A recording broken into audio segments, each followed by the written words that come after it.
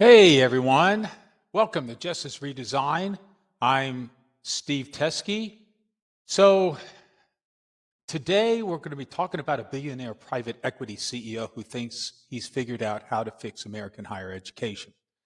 And stop me if you heard this one. The solution involves the government telling universities what they're allowed to say. Yeah, because nothing says academic freedom like a guy worth $6 billion telling professors to just keep it down. But stick around. This one gets constitutional real fast. Anyway, like I said, welcome back to Justice Redesign. Today we're going to be taking apart an op-ed that came out maybe about 2-3 weeks ago in the New York Times by Marc Rowan. Now, he's the CEO of Apollo Global Management, chair of the Wharton Board. He's a financial wizard, and apparently he thinks he's a part-time constitutional theorist.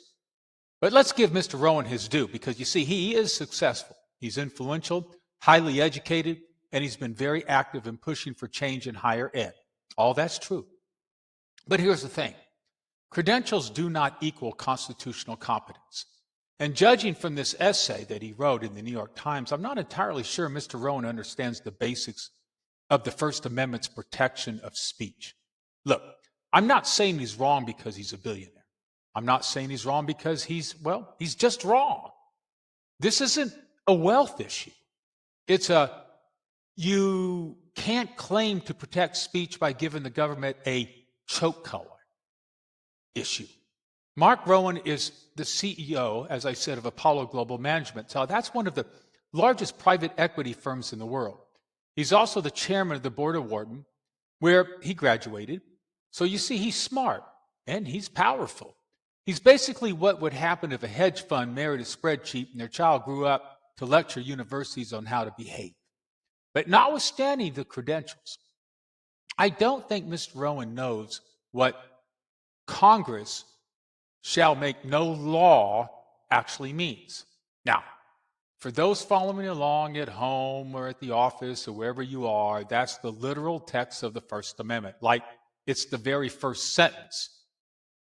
It's the rule book that prevents our government from becoming a hall monitor with a megaphone. It doesn't say Congress shall make no law unless Marc Rowan has some notes. It doesn't say Congress shall make no law except when universities annoy the president. And it sure as hell doesn't say Congress shall make no law unless the government wants to condition your federal funding on ideological obedience. Now, Rowan defends Trump's compact for academic excellence. You may have been hearing that in the news and on TV and so forth, which would require universities to remain neutral on political issues, hire based on individual merit, stop punishing conservative ideas, and ensure they don't, express thoughts the government dislikes.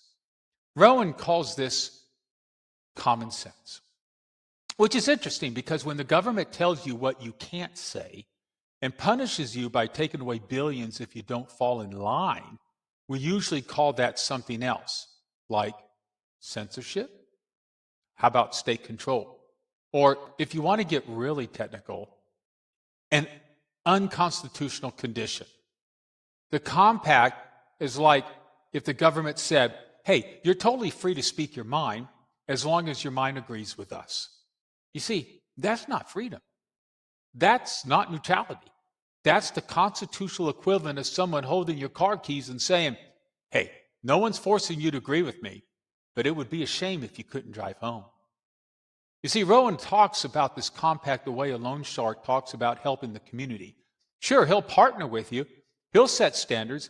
He'll hold you accountable. But somehow, every one of those standards involves you bending over backwards while he holds all the leverage.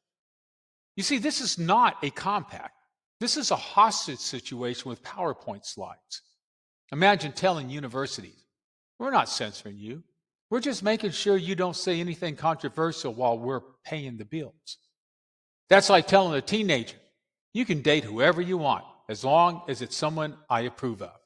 Which, by the way, never ends well. People either rebel or sneak out the window, and universities will do the same. Let's break this down constitutionally. 3 things the Supreme Court has said. Number 1, the government cannot punish speech because of its viewpoint. That's in the Supreme Court case of RAV versus St. Paul. Number two, institutions of higher education have special amendment protection. That's in this U.S. Supreme Court decision of Keishian versus Board of Regents. And then the last one, the third one, and the government cannot make you give up your rights to receive a public benefit. Now that is the unconstitutional conditions doctrine. That's in the Supreme Court's decisions, and it goes back decades. What Trump's compact does is violate all three at once. It's like a constitutional 3-for-1 special.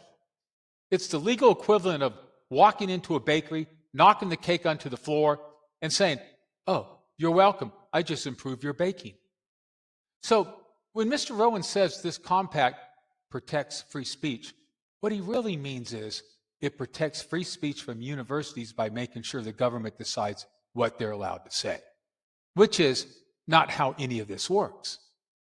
If the First Amendment were a person, it would be standing on the corner yelling, "Did you read me? Do I need to draw pictures for you?" You see, universities are supposed to be the place where ideas clash, they collide, they mix, they evolve, not where government officials hover with a clipboard saying, "Oh, let's see. No, not that idea. Let's see. What's that? No, not that one either. Oh, okay, that one's fine because it aligns with our administration." You see, if we let the government decide which ideas universities can endorse, we don't just lose academic freedom, we lose the engine of American democracy. So in the next 4 short episodes, we're going to take a hard look at Mr. Rowan's argument, line by line, and examine why the compact he supports doesn't safeguard free speech. In fact, it strangles it. Because freedom isn't free if it requires government permission. And it isn't speech if it's spoken through a filter crafted in Washington. Now, coming up in the next 4 episodes, we're going to be exploring this, how the compact works, why it violates every relevant Supreme Court doctrine, and what real academic excellence actually requires. So stay with me, and I'll see you in episode 2. Goodbye.